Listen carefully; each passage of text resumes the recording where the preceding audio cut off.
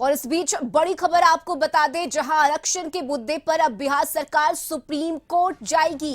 ये बड़ी खबर आपको बता रहे हैं, जहां आरक्षण को लेकर ये मामला अब सुप्रीम कोर्ट पहुंच चुका है। पटना हाई कोर्ट के फैसले को सर्वोच्च अदालत में चुनौती दी गई है। ये बड़ी खबर आपको बता रहे हैं। हाई कोर्ट ने बिहार के आरक्षण कानून को रद्द किया था, जिसके बाद अब बिहार की सरकार सुप्रीम कोर्ट पहुंची है। बिहार सरकार ने आरक्षण सीमा को बढ़ाने का फैसला लिया था और कुल 75% आरक्षण देने का फैसला लिया गया था, जिसे हाई कोर्ट ने रद्द कर दिया और अब इस फैसले को चुनौती दी गई है सर्वोच्च अदालत में।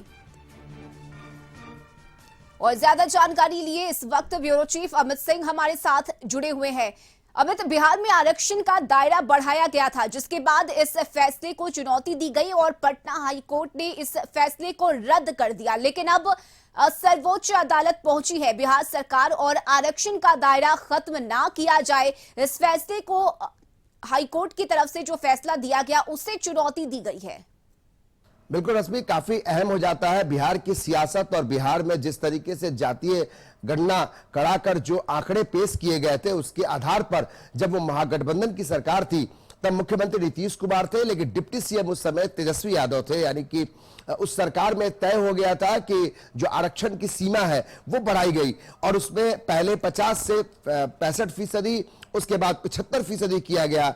उसी आलोक में हाई कोर्ट में एक याचिका दायर की गई थी, जिसमें हाई कोर्ट ने इस पूरे फैसले को ही, सरकार के फैसले को ही रद्द कर दिया था। उसके बाद बड़ी सियासत शुरू हुई। तेजस्वी यादव ने मुखर तौर पे कहा कि सरकार की मंशा जो थी वो सही नहीं थी। जैसे ही महागठबंधन की सरकार हटी और एनडीए के साथ मुख्यमंत्री नीतीश कुमार शामिल हुए, उसके बाद से यह तय हो गया था कि कौन लोग याचिका करता थे और किसकी मंशा क्लियर थी, क्योंकि 9वीं अनुसूची में उसे शामिल नहीं किया गया था। तमाम तरीके से प्रेशर राज्य सरकार पे पड़ रहे थे। इस बीच कल सुप्रीम कोर्ट में ये चुनौती दी गई है। हाईकोर्ट के फैसले को राज्य सरकार ने चुनौती दी है, तो जाहिर है राज्य सरकार के पास अब कोई तरीका भी नहीं है, क्योंकि विपक्ष आप पे सवाल उठा रहा है और ऐसा मुद्दा है, आरक्षण का एक ऐसा मुद्दा है रश्मि, कि चाहे वो कोई भी पार्टी हो, कोई भी सरकार हो, कोई अछूती नहीं है। वो समझती है कि यहां से वोट बैंक, सियासत, वोट बैंक सब कुछ की कड़ी जुड़ी हुई है। अगर आप आरक्षण का दायरा बढ़ाकर कम करते हैं तो फिर बहुत बड़े वोट बैंक से आपको मुंह मोड़ना होगा। वो नाराज हो सकते हैं, वो आपका साथ छोड़ सकते हैं। इसमें पिछड़ा, अति पिछड़ा वोट बैंक का सवाल है। जाहिर है 50 से 65%, फिर 75% वोट बैंक का सवाल है। आपने आरक्षण बढ़ाने की बात की, अब यह पूरा मामला हाई कोर्ट से अब सुप्रीम कोर्ट चली गई है। देखना यह होगा कि आखिर कोर्ट क्या कुछ फैसला लेती है। क्या राज्य सरकार के उस फैसले पर हाई कोर्ट के फैसले को बदलती है, या फिर जो हाई कोर्ट का फैसला था उसी के साथ जाती है। दोनों ही महीने में सरकार कहीं ना कहीं लगता है कि वो पसोपेश की स्थिति में है कि वो करे तो क्या करे, क्योंकि विपक्ष खड़ी है इस मुद्दे को भुनाने में। तेजस्वी यादव लगातार इस बात को लेकर सरकार की मंशा पे सवाल उठा रहे थे।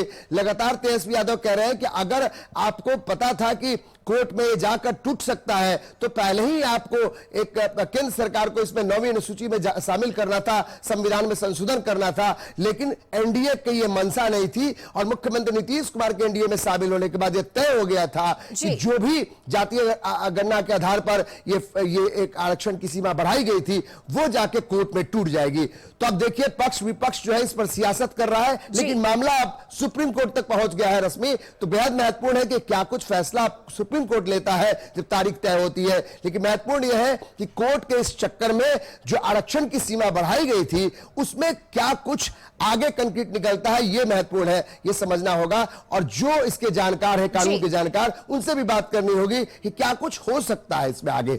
बहुत शुक्रिया अमित आपका तमाम जानकारी के लिए। और यहां वक्त एक छोटे से ब्रेक का हो चला है, जल्द लौटेंगे।